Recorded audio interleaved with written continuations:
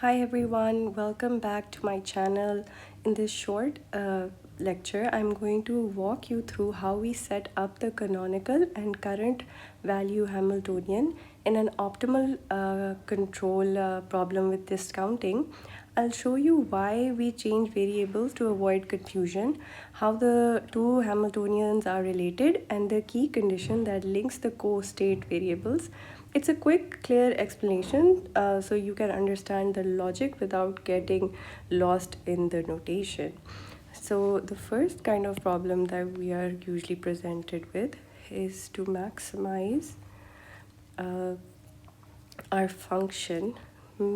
Mostly it's just the utility function. Let's suppose we have an objective function which depends on ut, yt, and time, and it's subject to a constraint y dot t, so the derivative with respect to time, and it's a function of ut and yt, where we say that the amount of output is greater than equals to 0, and the initial level of our state variable is given in the question. Actually, I think I should explain what a control variable is and what a state variable is. In this question, our control variable is ut and our state variable is a yt. So think of it like this. Imagine that you've gotten stuck on some island, and and you're stuck there for 10 days. So the value of t in our example is a 10, and we only have 5 pieces of bread to survive. So which means that the value of y at time t0 is equals to 5. So we have 5 breads. So every day you have a decision to make. You have to decide how much bread to eat, right? That daily decision is in our control. So that is why it's called the control variable. And at each time period, we can actually choose freely what we want to consume. So either you would smooth your consumption, or maybe you won't smooth out your consumption. That's totally up to you.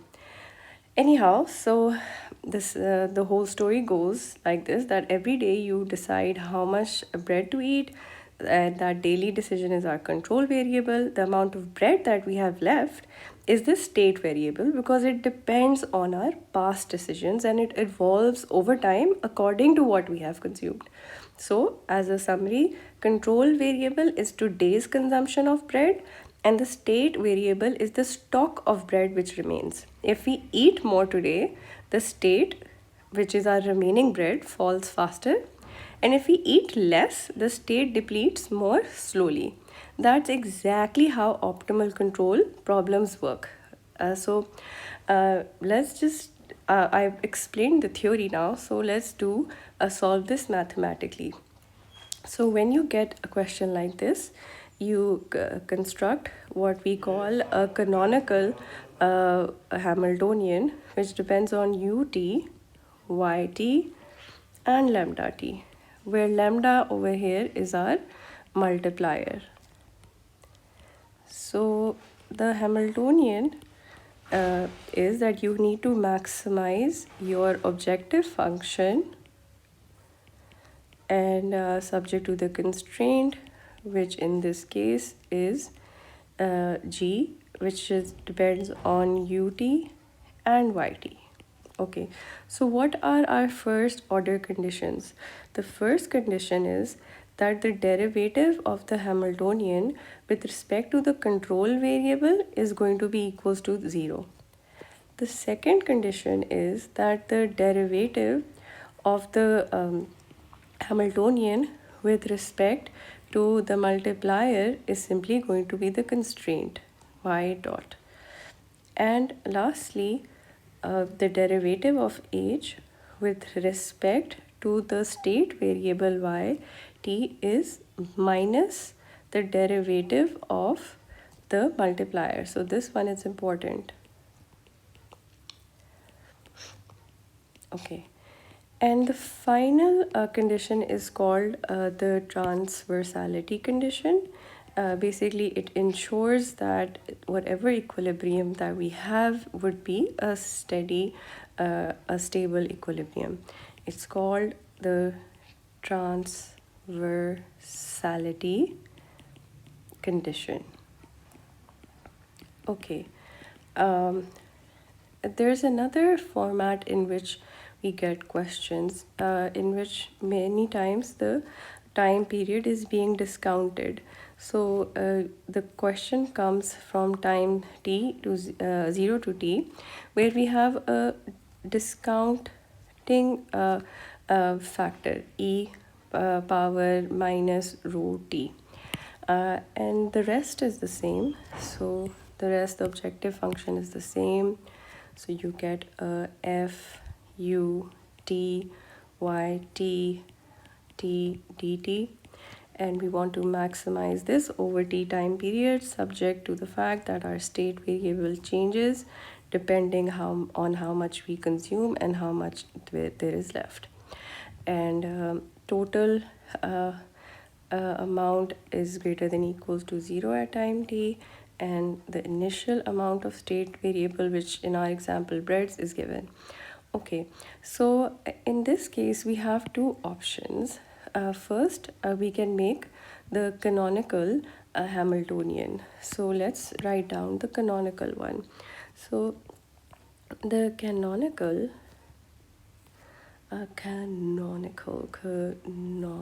it should be a non. Yeah, canonical Hamiltonian. My English sucks so bad. Okay, canonical Hamiltonian, which we just did, it depends, our consumption depends on the control variable ut and state variable it and our multiplier. And now we have e minus rho t f ut yt, and then we have lambda t into the constraint, which is g u y, and we can put this in the subscript. And I think that, yeah, that was the constraint here. So what are the conditions? The conditions are the same as before, because I didn't actually change anything. I just stated this canonical, made the canonical function. Therefore, all these first order conditions should not change. They're going to remain the same. However, this causes a lot of problem for some students. They don't like, it's not easy to take the derivative over here with respect to time. So there's another way out, and it's called the current value Hamiltonian. So it basically gives you an easy way out to avoid a difficult derivative. Okay, so the current value Hamiltonian for this equation, for this exact problem, looks like this. Okay, so we again have this problem with the discount factor. Remember, we have a discount factor, and the current value Hamiltonian, denoted by this squiggly kind of age, depends on, again, our control variable, our state variable, and also our another, we are going to call and take a new multiplier. Let's call it sigma, and this is going to be equals to f ut yt plus the new multiplier and the constraint as it is. So g u t yt. So basically we've removed the discount factor from this. However, now we'll need to change the first order condition. The first condition is that the derivative of the current value Hamiltonian with respect to the control variable again is 0. This is not a problem, this is the same. And the derivative of h, this is the current value 1, with respect to the new multiplier is also the constraint again. So this isn't a problem either. This is the same.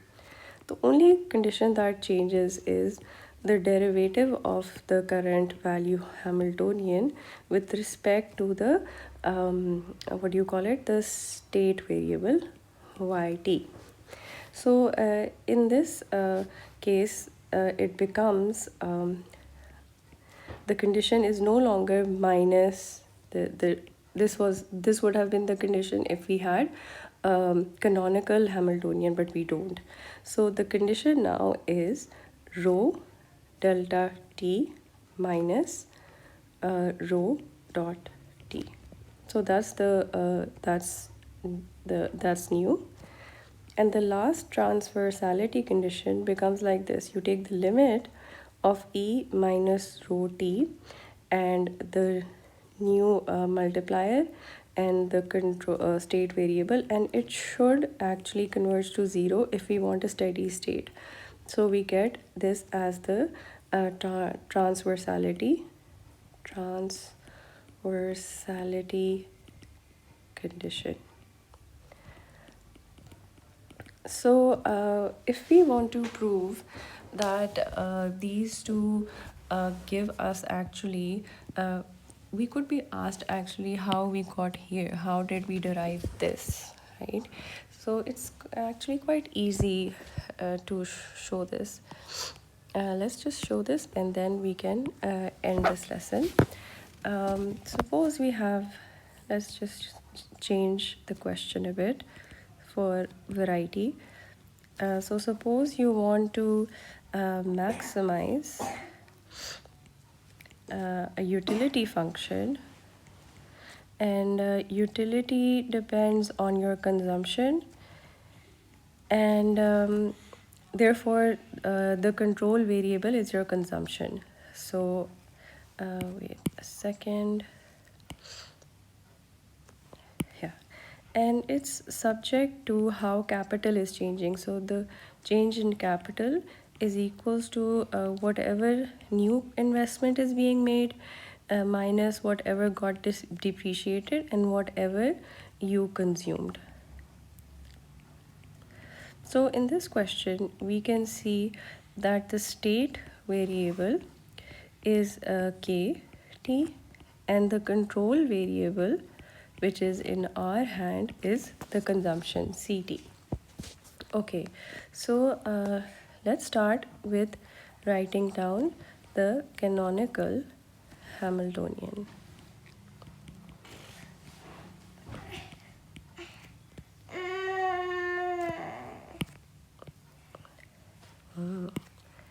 That was my baby.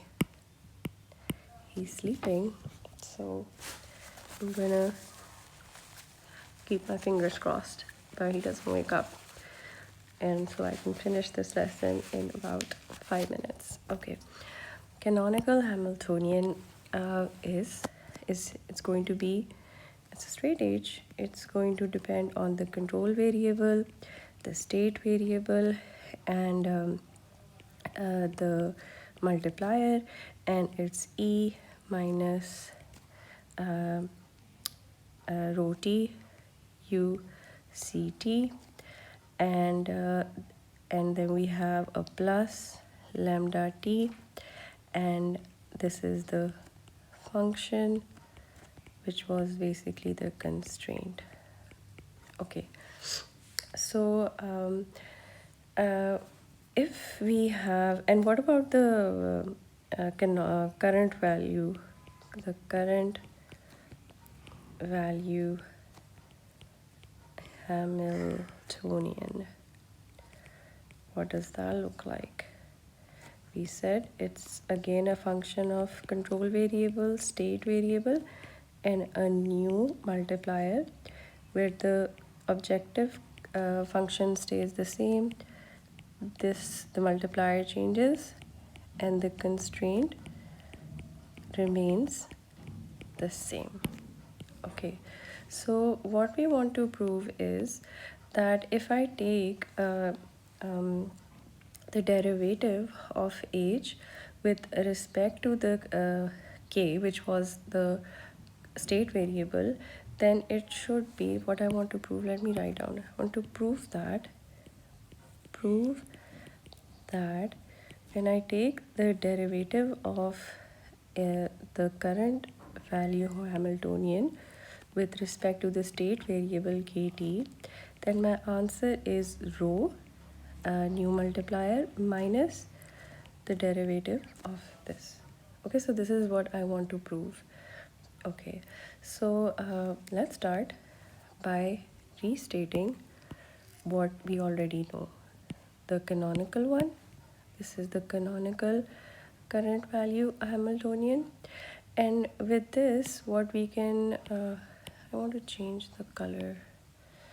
Okay, I'll change it later.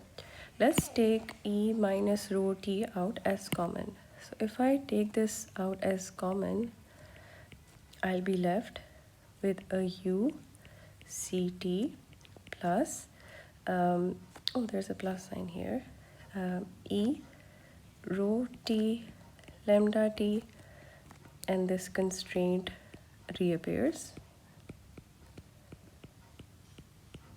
Okay, so this will be the current value Hamiltonian if and only if I assume that this is the value of sigma.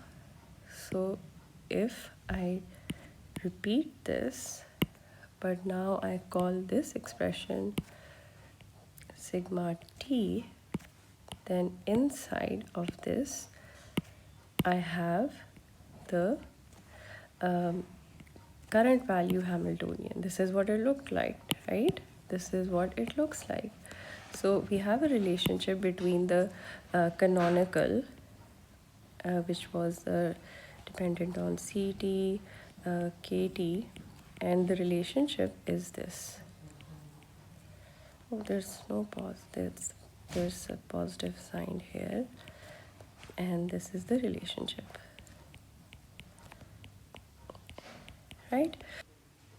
So if I take the derivative of the current Hamiltonian with respect to k, it's going to be e rho t, the derivative of h with respect to k, and we know that is simply a minus lambda dot t. So we have a minus e rho t lambda dot t. However, we need the answer in terms of the new multiplier. So, and we know that the new multiplier sigma t is e rho t into the previous multiplier. Therefore, if I make lambda t the subject, I'll have to multiply both sides with the e minus rho t sigma t, and now I need to take the derivative of this with respect to time. Okay, and since, as you can see, time actually appears twice, like in both these terms, so I'll have to take the product rule, use the product rule. So the derivative with respect to time is e minus rho t as it is, derivative of sigma, and then the other expression as it is into the derivative of the first. So I've taken the product rule. If I take e minus rho t out as common, I'll get a sigma dot t, and I get a minus rho sigma t. So if we substitute this expression in our above equation, we'll get our answer. So I'll just copy paste this down. So this was our expression. We calculated this. So I'm just going to substitute our answer and then hope for the best. We have a E minus E rho t, and I'm going to multiply it by E minus rho t and the derivative of sigma, rho sigma, and this cancels out, so we get a minus derivative of sigma plus rho sigma. And yeah, that's the condition that we wanted to prove, because that is that's what we claimed that the derivative of the current Hamiltonian will be with respect to the state variable k. I'll show you when we started writing these down. Where is it? Yeah. So we wanted to prove this, and we've basically showed that proof. Anyhow, as a summary, as basically a conclusion to this lecture, this is just the basic intuition behind the canonical and current value Hamiltonians and how the transformation works. In later videos, we can apply these conditions to solve actual growth and optimization problems step by step. But in this lecture, I'm not actually solving any questions. I'm just showing you how to set up the Hamiltonian or the current Hamiltonian itself. I can make more videos on actually like solving questions, but in this lesson, this is just an introduction on how you set up the Hamiltonian and what are the optimality conditions. Anyhow, thank you for watching. I hope this made the concepts easier to understand, and be kind to yourself and take care.